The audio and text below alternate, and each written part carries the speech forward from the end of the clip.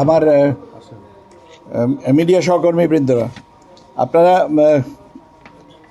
আজকে আমাদের সাথে মূলত দুটো জিনিস এখানে হচ্ছে। একটা হচ্ছে ইউরোপিয়ান ইউনিয়নের যে ডেলিগেশন আছে তার চিফ আমাদের প্রধান সিসি স্যারের সাথে দেখা করতে এসেছিলেন।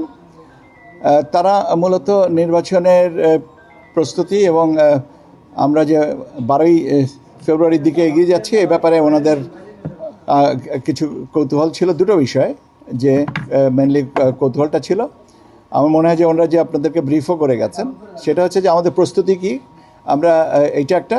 আর দ্বিতীয় জিনিসটা হচ্ছে যে আমাদের দিক থেকে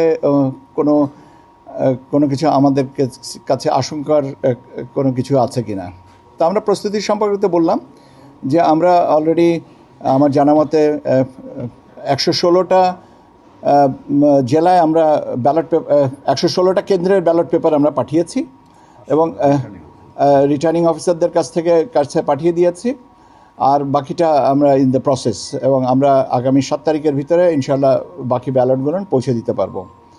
তো এখন স্বাভাবিকভাবে প্রশ্ন ওঠে যে এত বিলম্ব হলো কেন। কয়েকটা জায়গায় আমাদের ব্যালট পুনর্মুদ্রণ করতে হচ্ছে লাস্ট মোমেন্ট কিছু প্রার্থীদের ফিরে পাওয়ার কারণে, মাননীয় আদালতের নির্দেশের কারণে। সেই জন্যে কয়েকটা জায়গায় আমাদের ব্যালট রিপ্রিন্ট করতে হয়েছে বা চেঞ্জ করতে হয়েছে। তো সেই কারণে 7 তারিখ, আদারওয়াইজ আমরা উই আর অন টাইম। আর আরেকটা জিনিস জিজ্ঞেস করেছিলাম যে আমাদের মানে এই মুহূর্তের বড় চ্যালেঞ্জটা কোনটা। তো স্বাভাবিকভাবে যে চ্যালেঞ্জটা আপনাদের সাথে আগাগোড়াই বলে আসছি, সেটাই আমরা আবারও বলেছি, রিইটারেট করেছি। সেটা হচ্ছে যে অপতথ্য, যেটা হচ্ছে তথ্যের অপপ্রচার, এই জিনিসটাই আমাদেরকে আমরা চেষ্টা করছি যতটুকু, এবং আমরা আশা করি যে এটাকে একটা সম্মানজনক পরিস্থিতিতে নিয়ে যাব। এরই ধারাবাহিকতায় ওনারা যে আনতে চেয়েছিলেন যে আমরা মেটা সাথে কোনো আলোচনা করেছি কিনা বা হচ্ছে কিনা। তো আমরা হ্যাঁ, আমরা মেটার সাথে আলোচনা করেছি এবং আমরা কথা বলছি, এবং দেখি, আমরা আশা করি যে মেটা আমাদের এই ব্যাপারে সহযোগিতা করবে। এখন সহযোগিতার ক্ষেত্রটা কি হবে সেটা গেল নির্ভর করে আলোচনার উপরে। এখন আমরা তো অনেক কিছুই চাইব, তবে আরেকটা জিনিস এটাও বলা হয়েছে, যেটা আমরা স্ব-উদ্যোগেই বলেছি, যে আমরা চাই না যে আপনার নেটের স্পিড কমানো বা অন্য কোনো লেটেন্ট কোনো কিছু পদ্ধতিতে যাওয়ার পরিবর্তে, বরং আমরা ডেরোগেটিভ কমেন্টস যেগুলো আছে বা মানে যেগুলো আর কি বিদ্রুপাত্মক বা আক্রমণাত্মক কন্টেন্টগুলো বা অপপ্রচার যেগুলো, সেগুলো যেন আপনার ডাউন করা হয়, সেটা আমরা সেইভাবেই আর কি অনুরোধ করছি। এটা ছিল আজকে ওনাদের সাথে মূল প্রতিপাদ্য। আর ওনারা মোটামুটিভাবে সারা দেশেই থেকে তথ্য নিয়েছেন, কিন্তু কি নিয়েছেন বা কী বিষয়ে আমরাও জানতে চাইনি, ওনারাও কিছু বলেন নাই। ওনাদের বোধহয় একটা ডিব্রিফিং আছে এবং পরবর্তীতে আরও রিপোর্টটা দিবেন।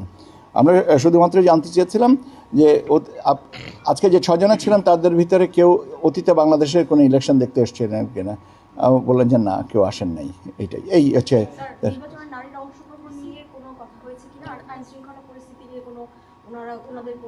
আইন শৃঙ্খলা পরিস্থিতি জানতে চেয়েছিলেন যে আমাদের ডেপ্লয়মেন্ট প্ল্যানটা কি।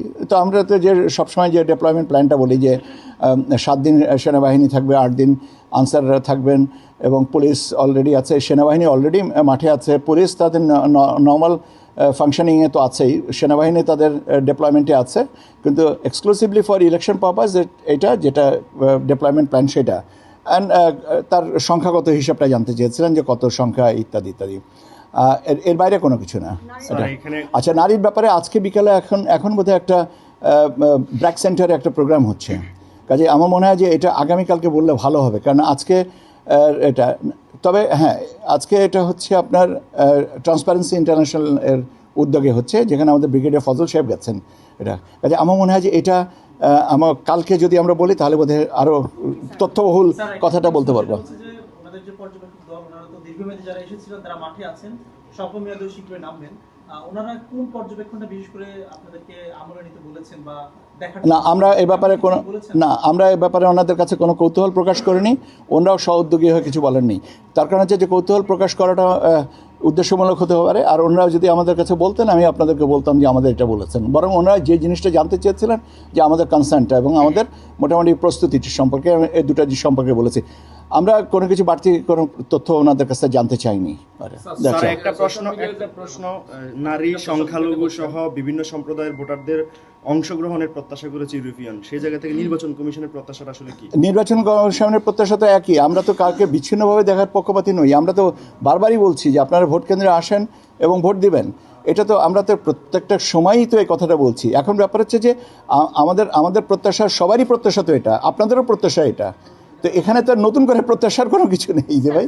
আচ্ছা, ক্লিয়ার করতে যে সোশ্যাল মিডিয়া নিয়ে যেটা আপনাদের মেটার সঙ্গে যেটা আলোচনা করছেন, এটা কোন পর্যায়ে এবং কি কি এখনও আলোচনাটা এখনও আছেন। আমাদের এখানে যে আমাদের যে এআই এর ব্যাপারে যে সেলটা করা হয়েছে, ওনার যিনি দায়িত্বে আছেন brigadier Siddiqui, he is working on it. এখনও পর্যন্ত যেহেতু ফাইনাল স্টেজে আসেনি, অতএব আমি আপনাকে এই মুহূর্তে কিছু বলতে পারছি না।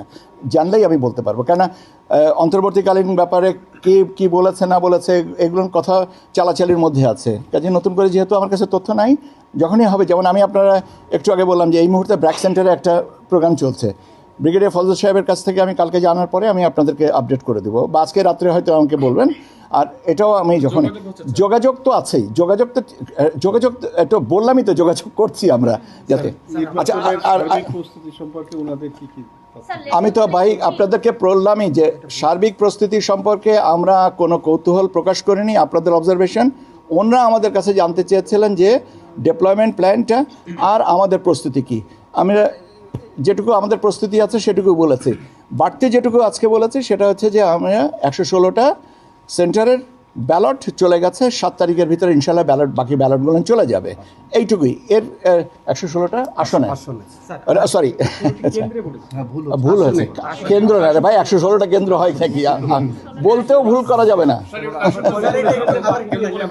116টা কেন্দ্রের, সরি 116টা আসনের, thank you for correcting me, 116টা কনস্টিটিউয়েন্সির ব্যালট চলে গেছে। মাত্র 30% টাকায় জমির মালিক হয়ে নতুন বাংলাদেশের গড়ে তোলার স্বপ্ন দেখা বাংলা বসতি। কোনো বক্তব্য নেই, এটা আমার কানে এসছে, কিন্তু আমার মনে হয় না যে আমি কোনো ডকুমেন্টে এরকম কোনো কিছু পেয়েছি। কাজে আমি এই মুহূর্তে কোনো স্পেসিফিক করে কিছু নেই। তো আমি শুনেছি আপনার কথাটা, আমি শুনেছি, আমার কানে এসছে। আমি আপনাদেরকে একটু পোস্টাল ভোটের ব্যালটের ব্যাপারে একটু কথা বলি। আমরা বিদেশ থেকে এ পর্যন্ত বাংলাদেশে রিটার্নিং কর্মকর্তার কাছে ব্যালট পৌঁছেছে 1,07,168টা। রিটার্নিং কর্মকর্তা তাদের দপ্তরে এটা পেয়েছেন। ব্যালট বাংলাদেশের টোটাল ব্যালট পৌঁছেছে 3,79,924টা, মানে ডাক বিভাগে আর কি জমা এসে পৌঁছেছে বাংলাদেশে।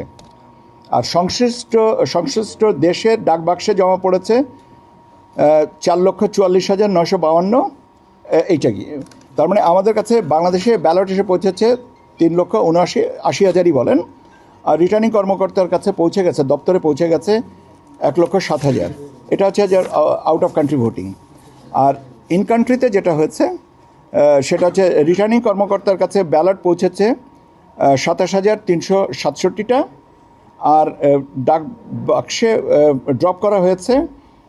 ওখানে ভোট গ্রহণ শুরু হয়েছে 3রা ফেব্রুয়ারি এবং শেষ হবে 7 ফেব্রুয়ারি। আজকে আমি যে বলেছিলাম যে দুটো জিনিস, ইউরোপিয়ান ইউনিয়নের চিফ ছিলেন, ডেলিগেশনের চিফ, আর আরেকটা জিনিস আমরা আজকে কমপ্লিট করেছি, সেটা হচ্ছে যে এক্সিকিউটিভ ম্যাজিস্ট্রেটস 1,160 জন মতন, 1,050 জন মতন ডিপ্লয়েড হচ্ছেন। তারা 8 থেকে 14 ফেব্রুয়ারি পর্যন্ত মাঠে থাকবেন, বেসিক্যালি মোবাইল কোর্ট পরিচালনার জন্যে। জুডিশিয়াল ম্যাজিস্ট্রেটসদের ডিপ্লয়মেন্ট এখনও পাওয়া যায়নি। তো ওনাদের এক্সিকিউটিভ ম্যাজিস্ট্রেটস যারা প্রশাসন সার্ভিসের, তাদের সাথে আজকে সকাল থেকে 2 দফায় জুমে আমরা ইন্টারাকশন করেছি। তাদেরকে আমরা আমাদের মৌলিক অবস্থানটা বলেছি যে এবারে ভোট গ্রহণের বিষয়, 2টো ভোট হবে এটার বিষয়ে, এবং তারপরে তাদের কিছু প্রশ্ন ছিল, কৌতূহল ছিল যে তারা কিভাবে দায়িত্ব পালন করবেন, এবং তাদের ওখানে প্রাতিষ্ঠানিক বা যে সমস্ত সুযোগ সুবিধা আছে দায়িত্ব পালনের ক্ষেত্রে ইত্যাদি ইত্যাদি, যেটা প্রাসঙ্গিকভাবে, যেটা যে কাজ করতে গেলে, একটা নতুন জায়গায় কাজ করতে গেলে লজিস্টিক্স কী হবে না হবে, এগুলো যে these are the minor issues. Mainly তারা train in this particular aspect, কেননা বিভিন্ন সময় এরা মোবাইল কোর্ট পরিচালনা করেছেন, অর্থাৎ তারা জানেন যে তাদের কাজের পরিসরটা কী। জুডিশিয়াল ম্যাজিস্ট্রেটসদের ট্রেনিংটা হবে ওরা সরি তাদের ডিপ্লয়মেন্ট হবে 8 তারিখ থেকে 14 তারিখ পর্যন্ত। এই 7 দিন তারা মাঠে থাকবেন, জুডিশিয়াল ম্যাজিস্ট্রেটস। আর আপনারা জানেন যে electoral enquiry and adjudication committee already তারা মাঠে আছেন। আর আমাদের নির্বাচনের রাজনৈতিক দলগুলোর প্রচারণা বন্ধ হবে 10 তারিখ 10 ফেব্রুয়ারি সকাল 7:30 থেকে। নির্বাচনে ভোট গ্রহণের 48 ঘন্টা আগে এটা বন্ধ হয়ে যায়। এই হচ্ছে মোটামুটিভাবে আমার কাছে আজকের আপনাদের জন্য। রাজনৈতিক দলের উদ্দেশ্যে যেটা বলা হচ্ছে, অতীতেও যেটা বলেছি যে আপনারা local electoral enquiry and adjudication কমিটির সাথে বলেন। আর যদি কোনো অতিরিক্তভাবে কোনো কিছু বলতে হয় আমাদের কাছে বলেন, স্পেসিফিক করে যে এই জায়গায় এই ঘটনাটা ঘটছে। সব আশ্বস্ত হতে পারছেন না এখন, আশ্বস্ত হতে পারছেন না, এটা দুর্ভাগ্য। কিন্তু নিশ্চয়ই যে বিষয়গুলো নিয়ে যেভাবে আশ্বস্ত হতে চাচ্ছেন সেটা হয়তো আমরা আইনগতভাবে পারছি না, এটাও হতেও পারে। আমার কাছে এরকম কোনো তথ্য নেই। আমি শুধু আমার কাছে তথ্য নেই, তবে মার্কিন ইউএসএতে তুষারঝড়ের কারণে জিনিসটা বিলম্বিত হচ্ছে এবং এইটাই আর কি, আমার কাছে এইটুকুই আছে। কিন্তু মধ্যপ্রাচ্যের সম্পর্কে আমার কোনো কিছু জানা নেই।